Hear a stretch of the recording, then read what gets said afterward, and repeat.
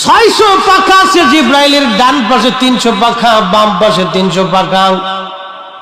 পৃথিবীর সমস্ত পানি যদি জিব্রাইলের মাথায় ছেড়ে দেন, পানিগুলি পরে পরে পা পর্যন্ত আসবে, কিন্তু পানি শেষ হবে, জিব্রাইলের কদম পর্যন্ত আসতে পারবে না। এত বড় জিব্রাইল। 300 পাখা আছে। আল্লাহর দুনিয়া থেকে আসমানে যাইতে জিব্রাইলের 300 পাখা লাগে না। একটা পাখা দিয়ে একটা বাড়ি দিলে আসমান চলে যায়, একটা পাখা দিয়ে একটা বাড়ি দিলে জিব্রাইল আসমানে যায়। বাকি 599 পাখা কোনো কাজে লাগে না, ওটা ওইভাবে রেখে দিতে হয়। এই জিব্রাইল আল্লাহকে বলেন, আল্লাহ বেহেশত দেখবো। আল্লাহ বলেন যাও। জিব্রাইল উঠতে লাগলেন, 600 পাখা দিয়ে বাইরে দিতে লাগলেন। 600 পাখা দিয়ে বাড়ি দেয়। উঠতে উঠতে জিব্রাইল ক্লান্ত হয়ে গেলেন, একটা খুঁটি পাইলেন, খুঁটির পাশে বসে বললেন, রব আর কত দূর আছে? আল্লাহ বলেন, জিব্রাইল কেবলমাত্র একটা খুঁটিতে গেছো, আরো 72,000 খুঁটি এখনো বাকি আছে। চিৎকার মেরে বলেন আল্লাহু আকবার।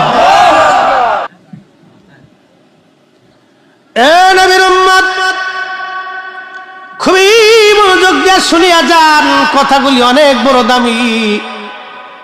আহা, পৃথিবী থেকে একদিন আমরা সবাই কবরে চলে যাব, একেবারে খালি হাতে চলে যাব, শূন্য হাতে, কিছুই নিতে পারবো না। আমরা সবাই তো চলে যাওয়া লাগবে।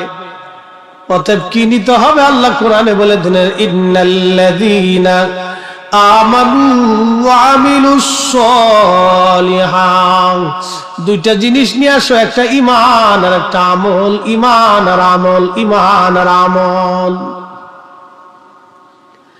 এরপর আল্লাহ পাক বললেন, ওয়াল আসরি ইন্নাল ইনসানা লাফি খুসরিন ইল্লাল্লাযীনা আমানু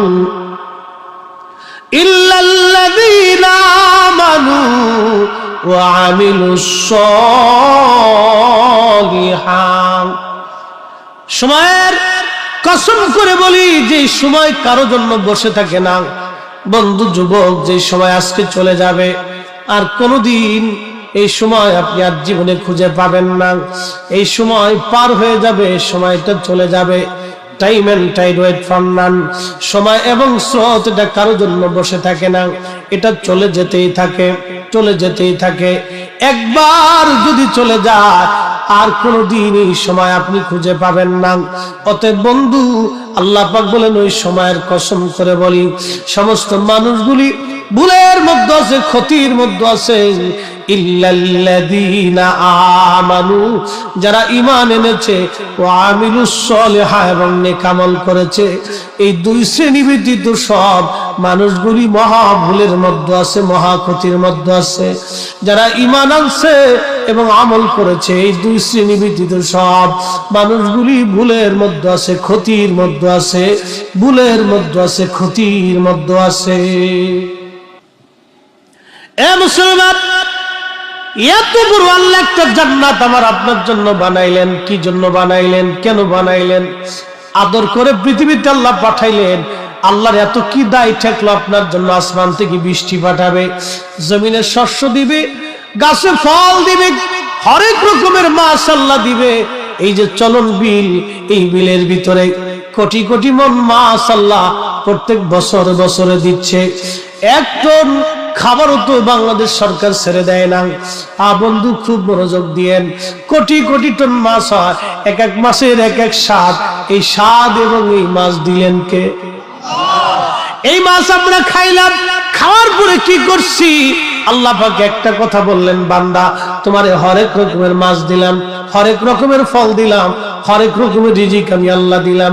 একটা কাস্টমার ওয়াশকুরুলি, আমার শুকর করো, ওয়ালা তাকফুরুন, আমার না শুকরিয়া করিও না।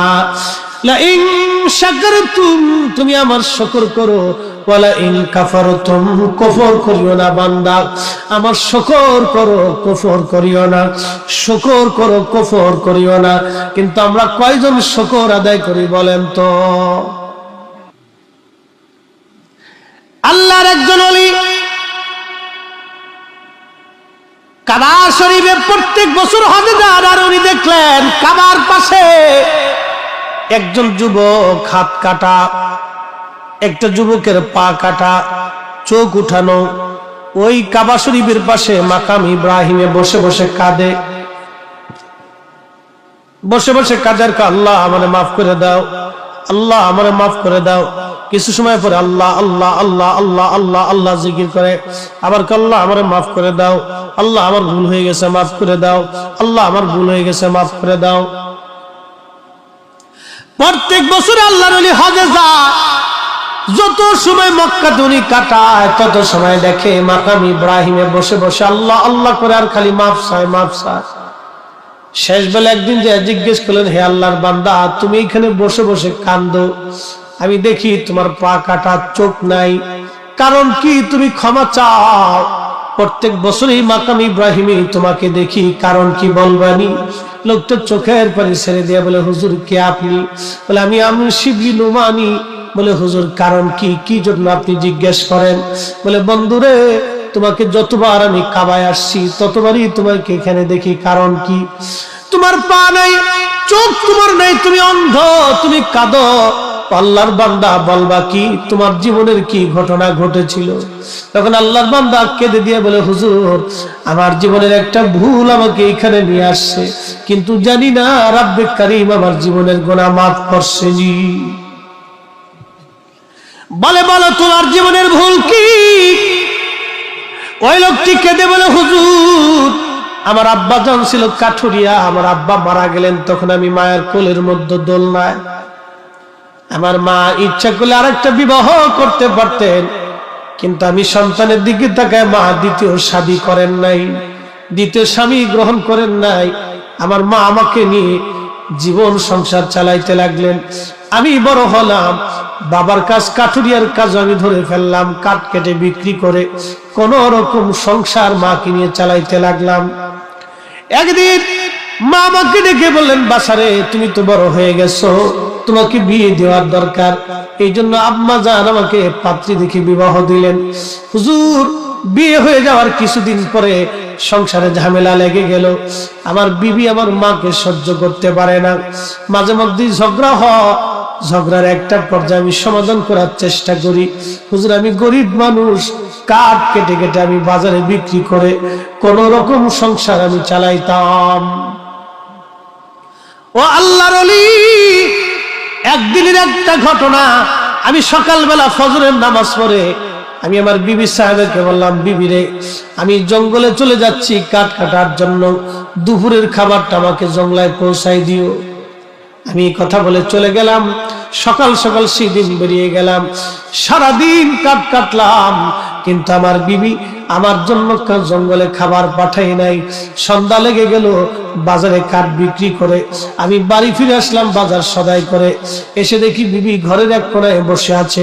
জিজ্ঞেস করলাম, বিবি কি রান্না করেছো, খাবার দাও, সারাদিন আমি বড় ক্ষুধার্ত। বিবি বলল, আজকে কোনো রান্না বান্না করি নাই। হুজুর সারাদিন আমি ক্ষুধার্ত ছিলাম, যখন বলছে রান্না বান্না করি নাই তখন আমার মেজাজ চটে গেল। জিজ্ঞেস করলাম, বিবি কি জন্য তুমি রান্না করো নাই? বলে, তোমার মা প্রত্যেকদিন আমার সঙ্গে ঝগড়া করে, আজও ঝগড়া হয়েছে। যদি তোমার মা সংসারে থাকে আমি থাকবো না, আমি থাকলে তোমার মা সংসারে থাকবে না। ওই লোকটি কাদের বলে, হুজুর শয়তান আমাকে পেয়ে বসলো, আমার জীবন ধ্বংস করে দিল শয়তান, এমন ভাবে আমাকে পেয়ে বসলো আমি বুঝতে পারি নাই। শয়তানের প্ররোচনার মধ্যে পড়ে গেলাম। বললাম, বিবিরে বলো মা কোন জায়গা আছে? আমি আমার বিবি বললেন, ঘরের ওই পাশে কাঠের মধ্যে আগুন দিয়ে মা আগুন তাপাইতেছিল, আগুনের পাশে বসেছিল রাত্রিবেলা শীতের মধ্যে। আমি দ্রুত গতিতে খুব উত্তপ্ত মেজাজ নিয়ে মায়ের দিকে গেলাম। মা আগুনের পাশে বসেছিল, আমি পিছন দিক দিয়ে যে মায়ের পিঠের মধ্যে লাথি কষে মারলাম। একটা লাথি মারার সঙ্গে সঙ্গে মা আগুনের মধ্যে ছিটকে আগুনের মধ্যে পড়ে গেল। হুজুর মা যখন আগুনের মধ্যে পড়ে যায়, আল্লাহর ওলি রে, আমি তখন আমার হুঁশ ফিরে আসলো। আমি করলাম কি? বড় সর্বনাশ আমি করে ফেললাম। আল্লাহর ওলি মাকে টান দিয়ে আমি